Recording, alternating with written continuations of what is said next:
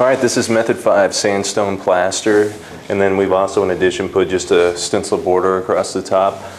This is about a 3-layer finish, and it's really easy to work with to create just a random organic texture.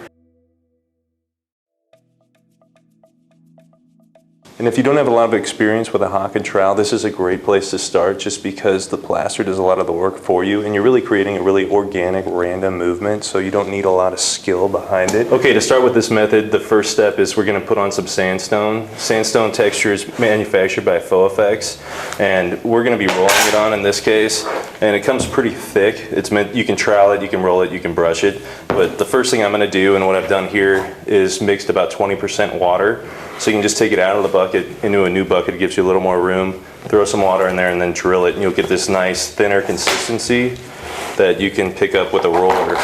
So I'm just going to load up my tray and then we'll start rolling out our finish. Okay, so I've got my sandstone in this tray. I'm using a 3/8 inch nap roller, and it takes a second to get the sandstone loaded on there, but it'll pick it up and then you're ready to go. Now, you know, this represents my wall. I've got it taped off, so in a real working environment I just take a chip brush and like paint, just paint in all my edges, and then I can start rolling. Sandstone, when you water it down, it's like a paint, but it's got like this kind of aggregate to it. And what's nice about it is it works as a really good basis for doing like kind of rustic organic trowel finishes, because that aggregate's going to prevent me from being able to trowel anything consistently over the wall. So it's a good place to start. Now when I roll this on, because I'm doing something organic, I want to keep all my tracks vertical. I don't want to go randomly around, because in nature a lot of things erode vertically. And I don't want to start in the same place every time, because this aggregate, where the first place the roller hits the wall, it's going to go on the thickest. So if I'm consistently hitting the same spot as I work across my space, I'm going to get like this heavy area and then light areas. So you want to randomly kind of hop around your wall surface, so you have thick and thin areas just nice and randomly around the wall. So we'll just cover the whole surface with one good coat of this. So you want full coverage.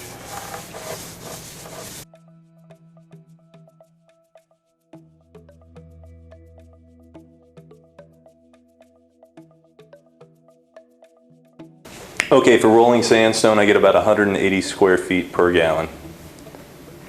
Okay, so we've rolled our first coat of sandstone on. I let it set up overnight. So what I've got now, wherever this aggregate is, you know, some of it's like really protruding out. It's kind of sharp. And our next step in the process is we're going to trowel a coat of sandstone over the top. But before I do that, I'm just going to take a steel trowel and use it as if I'm going to be sanding. So I'm just going to run this over the surface. And what that'll do is knock down any of these real high points. This isn't like a long process. You just run over the whole thing and just knock those high points down. Okay, so now that we have it knocked down with the trowel, we're ready to start troweling on our sandstone. So I'm doing the same mix, the one I thinned, with 20% water.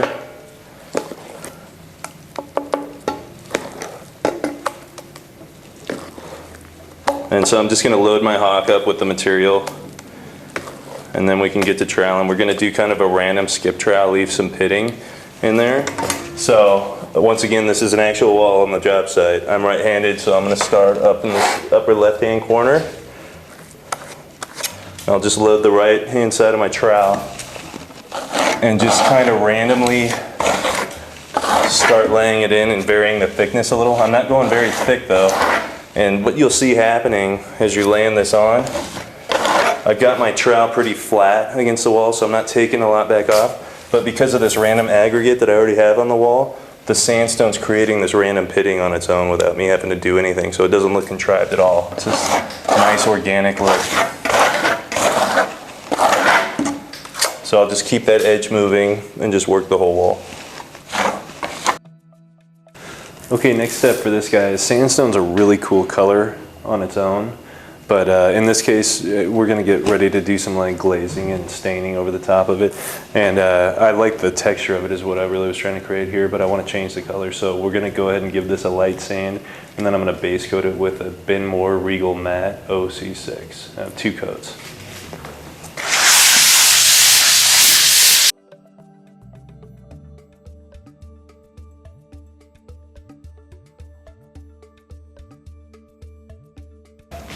Okay, now that I got my base coat on, what I've done is I've taken a level and just taped off a straight line about 4 inches down from my ceiling. And I have a border stencil, and what I'm gonna do is lay this in around the perimeter. And I can use this straight line just as a reference where to stick my stencil, so I can move along and just make sure it's gonna let me know that I'm moving along straight. All right, so I'm gonna get my colors. I'm gonna do a 2-color on this. I'm gonna fill in some of these voids with aqua color dark brown, and then the majority, the center kind of area, I'm gonna go with a red. I'm gonna go with aqua color French red. Okay, so you can see I got my stencil up now, and I'm gonna take my dark brown, and I'm gonna go around one whole time and just fill the whole thing in with light dark brown, kind of whisk it in and out like highs and lows, and then we'll come in and do like a red accent. So I just got a chip brush. I'm loading with colors straight out of the bottle. I can offload a little bit on like a paper towel, and then just gonna kind of whisk over the whole top.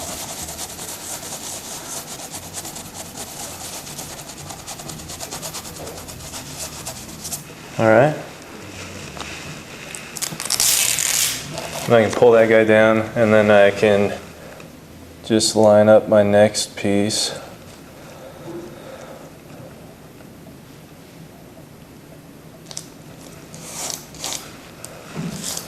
And just repeat the process all the way around. Okay, so now that this is set up, I've got my stencil again, and I only want to do portions of it highlighted with the French red aqua color. So I've gone and like taped off all the sections I don't want to get the red on, that I want to stay primarily just the dark brown, so that'll make it a little easier for me to just protect those areas.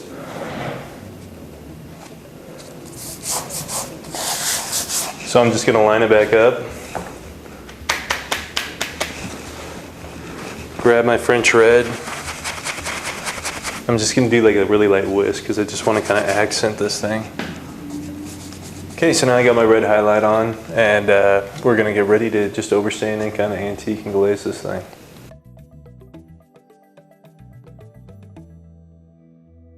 Okay, so I got my stencil laid in, it's dry, so now what we're gonna do is just overstain the whole thing to give like an effect to all this texture. It's gonna get into all the pitting and just give it a lot of interest. So I'm gonna get my glaze mixed up and we'll move. All right, so now I'm ready to glaze, and what I've done is I've mixed up a mixture of 8 ounces of Golden Proceed full body glazing medium to 4 teaspoons of earth brown aqua color.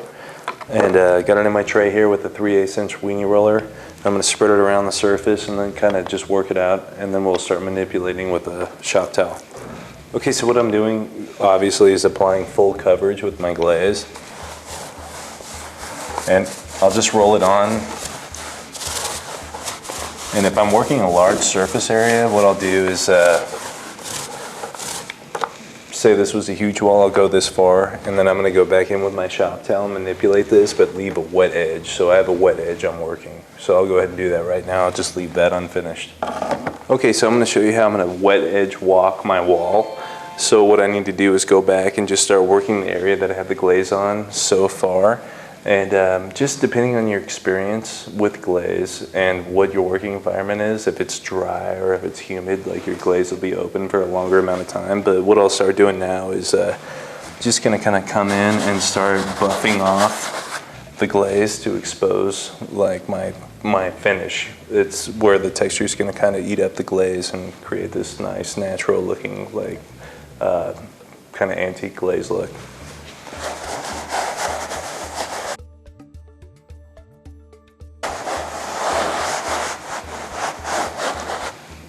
So what you can see I'm doing is I'm just basically buffing off the glaze. So as opposed to like trying to create a manipulated color wash finish, I'm letting the texture kind of do the work for me.